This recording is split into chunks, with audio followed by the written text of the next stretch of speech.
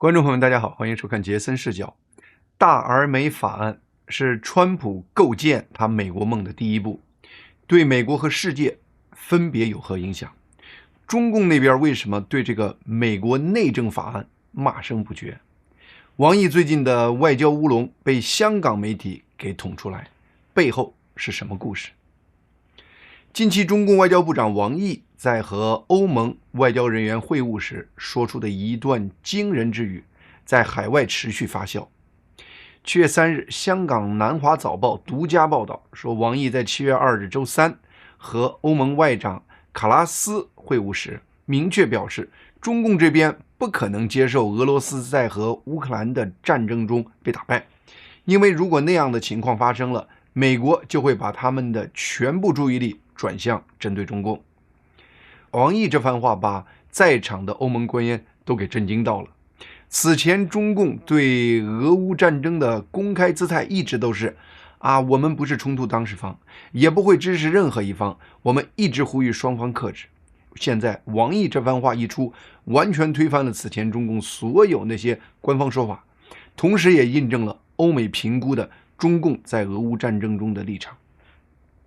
虽然王毅随后否认了中共在资金或军火上直接援助了俄罗斯，但是在做完这个解释后，王毅没有忘记再次放出狠话：如果我们真的在这场战争中出手了，这场仗早就打完了。报道说，据知情人员透露，王毅和卡拉斯足足聊了4个小时，话题横跨地缘政治和贸易纠纷。期间，王毅不停给卡拉斯这个去年年底才上任的欧盟新外长上历史课。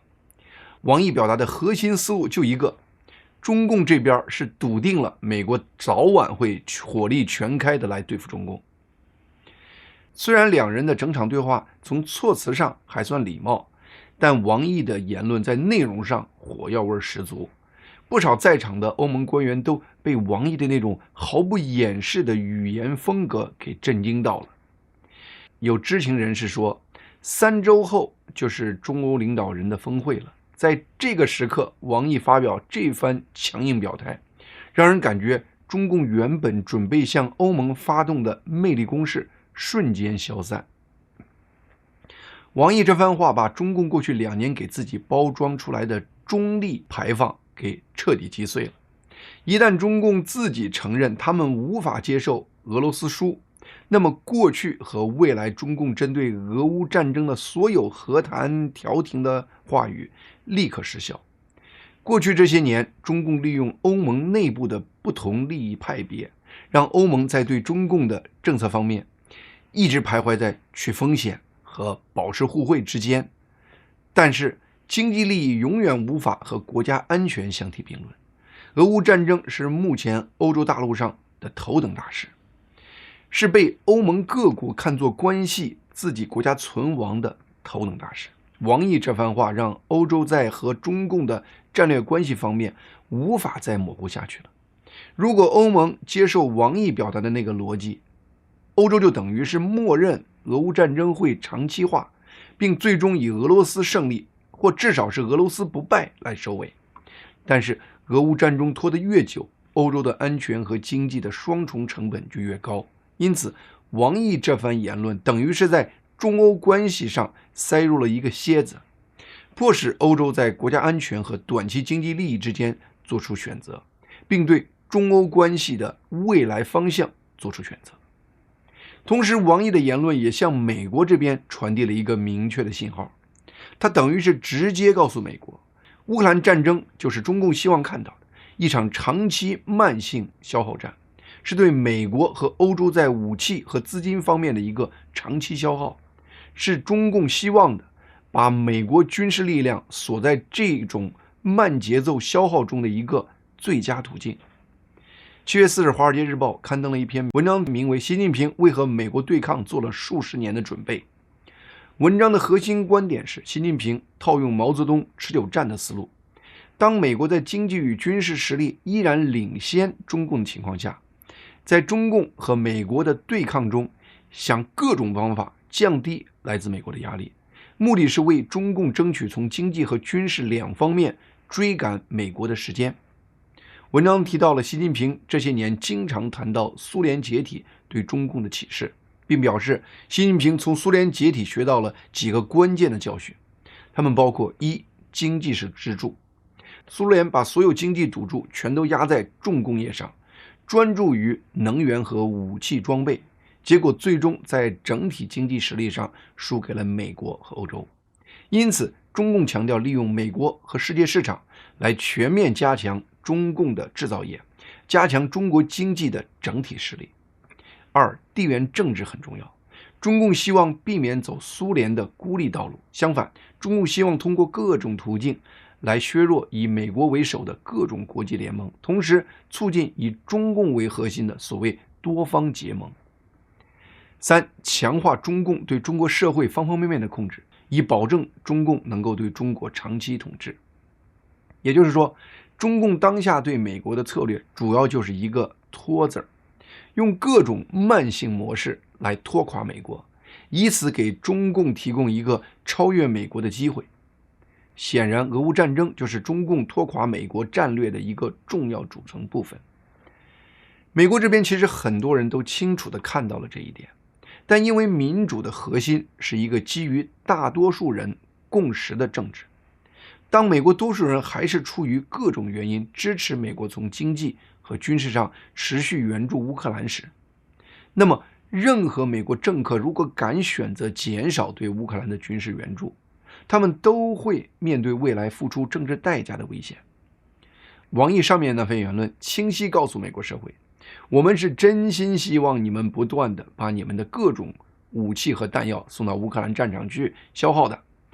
这样来自中共高层的明确信息，就有可能让更多的美国人开始质疑美国无底线向乌克兰提供军事援助的做法是否理智。让美国发生这样的民意变化，应该不是中共最初希望看到的场景。就是对俄罗斯和普京来说，王毅这番话也会让他们非常闹心。虽然这些年中共几乎成为俄罗斯经济和军事技术的唯一依靠，但是中共也的确利用了俄罗斯被欧美制裁的这个机会，用折扣价从俄罗斯大量购买了石油等各种能源和原材料。数据显示，中共在俄罗斯原油每桶的折扣可以高达 8.5 美元，比中共从中东买油的价格平均至少低了 10%。 在战争第一年的几个月中，中共就通过这些折扣让俄罗斯少赚了数十亿美元。人都习惯于从自身利益的角度来考虑问题，来看世界。从俄罗斯人的视角看，他们大概率不会因为中共还愿意买他们的石油而感谢中共，更牵动他们内心的应该是中共在他们危机时借机压低他们的油价，让他们不得不做吃亏的买卖这样的现实。特别是目前俄罗斯经济正处于一个由兴旺到衰落的转折点。有人一直惊叹，为什么俄罗斯在面对国际8000多条各种制裁的情况下，过去2年经济增长率在世界主要经济体中依然能够做到名列前茅呢？一个核心原因是，自从2022年普京发动乌克兰战争后，普京就开始一步步把俄罗斯经济转变成为一个战争时期的国家经济模式。国家经济一切为战争服务。俄罗斯一些边远地区的购物中心被改造成大规模的军工厂。俄罗斯的军事与安全支出今年已经占到俄罗斯全部政府开支的 40%。2025年俄罗斯的军费占俄罗斯 GDP 的超过 6%， 是苏联解体以来最高的。俄罗斯政府对军事的大量投入主要是靠政府借钱实现的，也就是靠政府预算赤字来实现的。政府赤字也是一种刺激经济的措施，所以俄罗斯经济在过去2年就是这样一个不断被军事投资刺激的经济。政府借钱刺激经济有可能让一个熄火的经济重新启动，但是借钱来发展军事、支持战争却不会有这样的自激持续效应。时间越长，这样的差别越明显。用钱刺激经济，把钱花到投资国内经济上，花在提高老百姓收入上，这样的钱会在国内创造财富，会支持消费，会让钱自己滚动起来，在社会上进一步创造财富。但是把钱变成炸弹，在战场上听一声炸响，这不会给国内创造什么财富，这样花的钱不会给社会带来后继的经济效应。因此利用政府借钱支持战争支出，这样刺激出来的经济繁荣很难持续。目前俄罗斯持续了2年的靠军费驱动的增长模式已经失灵，俄罗斯经济开始出现一系列崩溃的迹象，制造业活动下滑，消费支出收缩，通胀居高不下，政府财政各方面都开始亮红灯。俄罗斯经济部长明确说，俄罗斯正处于衰退的边缘，而俄罗斯财长说，俄罗斯的经济形势将面临一场完美风暴。前面提到，俄罗斯人大概率对中共借机压低他们的油价的做法有情绪。人越穷的时候，这样的怨恨情绪会越强烈。现在王毅表示，中共不能接受俄罗斯在乌克兰战争中失败的背后原因，不是因为俄罗斯是战略伙伴，而居然是希望利用俄罗斯来拖住美国，来消耗美国。你可以想象俄罗斯人听到中共这样的动机，内心会是什么感受？就是俄罗斯现在不敢对中共立刻翻脸，他们对中共的怨气应该是就此埋下了。也就是说，无论从哪个角度看，王毅在国际公开场合发表的这番言论，对中共的根本利益都是有害而无利的。因此，很多海外专家完全不理解王毅说这番话的出发点和目的到底是什么。甚至有人推测，王毅说出这样的话，也许是因为他已经有些老糊涂了。王毅是希望通过这番言论来展现中共的软实力，但实际上王毅真正展现出来的，恰恰是中共内部高层已经过度自信到了愚蠢的级别的状态。不过让我感觉更不可思议的一点是，南华早报这个大陆投资的香港报纸，居然敢把中共外交部长犯的这个愚蠢的外交错误给独家爆出来，这背后绝对有故事。自从2015年阿里巴巴集团收购了南华早报以后，这个英文媒体在中共高层的眼中就处于那种既可控又有国际范儿的特殊地位。用这样的媒体来向海外释放信号非常好用，可以轻松做到收放自如，既能在派系斗争中有效打击敌对派系的人，又不会在消息失控时无法控制舆论的发展。而且英文报道通常在国内的影响面有限，是典型的把灰度风险甩到离岸边缘的那种做法。那么会是谁，又是出于什么原因让王毅出这个丑呢？现年72岁的王毅已经跻身政治局，同时他在中共体系中的仕途也应该是到此为止了，不会再有什么上升空间了。所以从中共权力体系的角度看，王毅应该属于那种人畜无害的状态。因此让他出丑很可能不是针对王毅本人的，更可能是针对王毅背后的派系的。那再推演下去，我发现我就不得不开始引用一些网文消息了，这不是我的强项，也不是我的兴趣点，所以我的分析就到此为止了。不过南华早报独家披露的这个外交乌龙事件，应该是目前中共高层派系激烈斗争的又一次展现。下面我们来聊聊川普的大而美法案。7月4日周五，川普在白宫签署了大而美法案。通过这个法案，川普正式启动了按他的愿景塑造美国社会乃至世界的进程。他直接改变美国人的生活，也间接对中国和中共产生巨大的影响。讨厌川普的人和媒体对这个法案的报道，通常是抓住1-2个具体角度来断言法案的影响。比如说，他是以牺牲穷人为代价给富人减税，说他将来会造成数百万人失去医疗保险，说他将让美国从此走上在台高筑的不归路等等。结果不但没有给大众提供准确理解这个法案的有效信息，反倒是制造出很多蛊惑人心的噪音。其实这个法案的涵盖面之广，是绝对不可能三言两语说清的。同时，这个法案对未来影响之深，绝对不是任何人在此时此刻能够准确预测的。这个法案以2025到2026美国财年的财政法案为基调提出，但它的根本目的却是川普和他的追随者试图全面调整美国政府的机构和运作方式的方方面面的法案。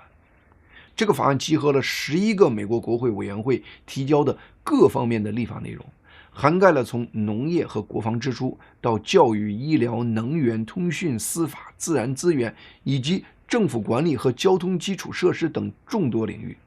并对美国税法进行了重大修订。美国福布斯新闻网在法案签署的第2天7月5日就发表了这样一篇文章：川普的大而美法案将如何重塑 Z 时代，也就是现在16到30岁这批年轻人的退休策略。单从这个标题，你我应该都已经读到了川普这个法案的深远影响。因为媒体对这个法案的讲述很多都是片面和带有自身观念的，噪音多于有效信息。而且因为观看我节目的朋友主要是来自世界各地的中文观众，所以我想自己去研究一下这个法案，然后把其中可能和大家的生活相关的内容给梳理一下，分享给大家。我从美国国会的网站上把这个法案的完整版下载下来，这才发现6月28日美国众议院通过的法案长度居然有1018页。7月1日美国参议院对众议院法案的修补版又给搞出了870页。面对这将近1900页的法律文件，我唯一的办法就是上科技狠活，利用多个大语言模型和多个不同的人工智能服务，分析了这个法案对中国人或对中共国的影响。下面我就来分享一下我研究的一些结果。在我分析研究的过程中，我首先注意到的一点是，这个法案的主体虽然是聚焦美国国内政策，但它作为实现川普国家级战略目标的一个重要法案，也展现出额外的目标，那就是通过大规模军事投资和精准的经济限制措施，直接瞄准中共国。法案特别提出针对印太地区的军事部署。法案第2篇的拨款清单就如同一份应对与中共发生高端冲突而量身定制的军备采购清单，资金投向精准反映了美国国防部的国家防务战略，也就是视中共国为美国未来的首要挑战者。首先，这个法案聚焦印太战区，其中一条直接拨款数十亿美元的项目，就是专门为了提升美国印太司令部的作战能力，包括用于太平洋地区的军事演习、进攻性网络行动、美国在太空的感知能力，以及基础军事设施的建设等等。这些投资目标非常明确，就是要强化美国在第一岛链和第二岛链的军事存在和抗打击能力。例如，对关岛防御系统的建设项目，核心目的就是要加固关岛等前沿基地在中共军方导弹打击下有更高的生存能力和作战韧性。其次，法案提出要重塑美国海军和造船能力。法案授权拨款46亿美元，准备在2026财年采购第2艘弗吉尼亚级攻击核潜艇，还拨款54亿美元增购2艘导弹驱逐舰。此外，法案还投入巨资发展无人水面和水下作战平台。在美国战略与国际研究中心以及兰德公司的兵棋推演与分析中，他们反复强调，弗吉尼亚级核潜艇等水下战斗能力是未来可能的台海冲突中会给美国提供对抗中共海军的关键压倒性优势。第三，在提升美军远程打击与威慑能力方面，法案拨款数十亿美元，开发远程反舰导弹、重型鱼雷、空射反辐射导弹和高超音速导弹等各个项目。根据多个军事专家的分析，中共如果真的要对台湾进行武力进攻，中共军方第一个要实施的策略就是阻止或延迟美军等外部援助力量进入台湾周边地区，尤其是第一岛链之内。这样的封锁能力，套用一个军事术语，就叫建立一套反介入区域拒止的作战体系，简称 ARAD。而上面谈到的法案拨款加强的美军远程打击与威慑能力，都是在提升美军穿透并摧毁中共 ARAD 系统的核心能力。更具战略意义的法案的另一项军事拨款是拨款45亿美元，用来扩大 B-21突袭者隐形战斗轰炸机的产能，还为哨兵洲际弹道导弹项目拨款25亿美元。根据美国企业研究所等智库的分析，中共正在快速扩张中国的核武器库。为应对中共的这个扩张核武器的策略，美国必须拥有更大规模、更先进的 B-21机队，这样美国才能更有效地同时威慑中共国和俄罗斯，并确保有能力打击中共大陆深处的核武战略目标。美国这个法案中的这些军事拨款不是简单的资金注入，更是一种战略信号。它向中共清晰地表达，美国正在立法层面为一场潜在的高端军事冲突进行物质和工业准备。法案中反复强调对造船、弹药和关键矿产等国防工业基础的投资，揭示了美国政府在一个更深层次的战略考量。美国不但需要在现有武器系统上对中共实施有效的威慑，美国还必须在生产和维持这些系统的工业能力上建立持久的优势，因为只有那样，美国未来才可能应对一场长期的消耗战。如果军事拨款是美国对硬实力的展现，那么该法案在税收和能源领域引入的被禁止的外国实体这个框架，则是它经济战和重要供应链战略的核心法律工具。为实现对被禁止的外国实体这个法律概念的准确定义，这个法案还专门引入了3个层面的法律定义。第一个层面是受关注国家的概念，其中明确包括中共国。第二个层面是特定外国实体的概念，这个实体类别包括被列入美国国防部2021年国防授权法的中国军事公司的那样的实体，也包括任何由中国政府或中国公民控制的实体。第三个层面是受外国影响的实体的这个概念，这个概念涵盖的范围就极其广泛了，而且定义比较模糊。任何实体如果它的20%的股权由单个特定外国实体持有，或40%的股权由多个特定外国实体共同持有，或15%的债务来自某个特定外国实体，或特定外国实体有权任命他的高级职员，这样的实体都可能被认定为受外国影响的实体。另外，受外国影响的实体还包括一个叫有效控制的条款，也就是如果特定外国实体能通过合同、许可协议等要求，能够对实体 A 的运营实施关键影响，那么这个实体 A 也被定义为受外国影响的实体。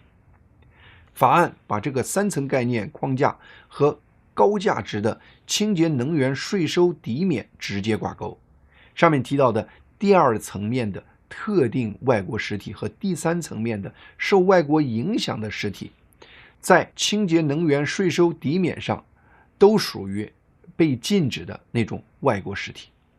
多条法规明确规定，如果纳税人本身是被禁止的外国实体，或者他的项目接受了来自被禁止的外国实体的重大协助，那么这个纳税人就完全失去了获得这些税收抵免的资格。通过这个严格的限定，这个法案实际上是把美国的税收转变为推行美国产业政策和实现和中共供应链脱钩的法律武器。这样的规定让美国个体或公司和中共国实体合作，在经济上变得不划算。法案迫使所有希望在美国享受清洁能源政策红利的企业必须对它的供应链进行彻底的净化，将中共的技术、资产和产品排除在外。这是在用税收这个杠杆来直接打击了中共在太阳能电池板、动力电池和关键矿产加工等领域的全球主导地位，并将加速全球相关产业链的重组。这个法案规定的这套框架为美国企业界划定了一个巨大的合规雷区，而且其中很多条目，例如受外国影响的实体、被特定外国实体有效控制等等概念，都具有高度模糊性和解释空间，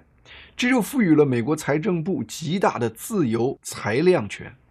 这样一来，过去看上去一份普普通通的技术许可协议或商业服务合同，都可能因为其中包含某些商业条款而被认定为赋予了中共一方有效控制权，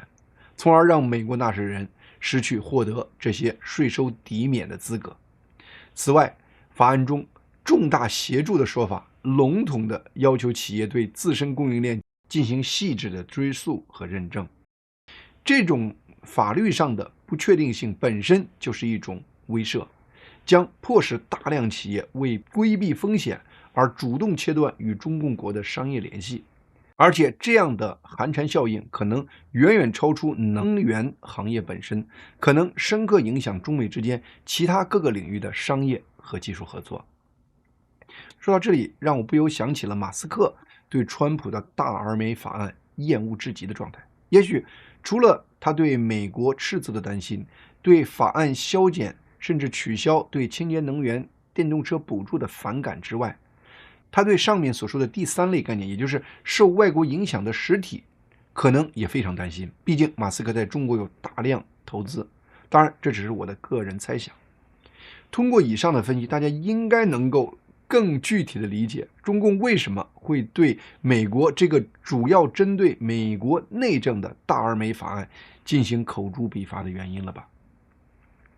另外，这个法案对美国移民和社会福利体系也进行了一系列的调整。根据我的分析，这些调整对绝大多数在美国生活的中国人，包括那些持临时签证的中国人，没什么实质的影响。总体来说，法案通过统一标准等方式收紧了对一些非美国公民的福利政策。例如，美国有一些基本的社会福利项目，包括给低收入人群提供粮食券、医疗救助等等。以前因为对非美国公民的司法定义很模糊，一些持临时签证的人，包括拿 F1 签证的留学生和拿 H1 签证的专业技术人员，在某些州或在某种特定情况下，他们也可能享受到这些美国社会的基本福利。现在大而美法案在法律上明确把非美国公民划分为两类，一类是已经走上永久居民道路的移民，包括那些拿了绿卡的人；另一类则是我们前面提到的那些合法在美国居住的非移民。新法案明确规定，前一类那些可以长期居住在美国的非美国公民可以享受美国社会的这些基本福利，而后面这类非移民无权享受。新法规的这个做法可以被视为一种战略守门，通过提高非永久性移民的生活成本和风险，新法案间接鼓励那些与美国有持久联系的移民选择留下，同时也促使那些暂时居留在美国的人因为经济或医疗困境而自动选择离开美国。除了福利上的一些限制，新法规还提高了一些移民或签证的申请费用，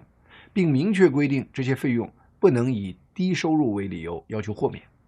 这些收费项目的战略意图十分明显，它是用收费来作为对移民基本财务能力的一个隐性检查。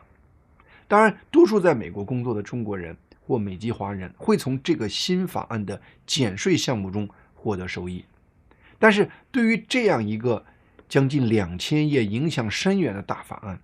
未来对美国、中国乃至世界会产生怎么样的实质影响，我们只能持续关注，并跟大家未来更新我的分析。好，今天杰森视角的节目就到这里，谢谢大家的收看，希望大家能够订阅和推荐杰森视角以及杰森新闻快递这2个频道。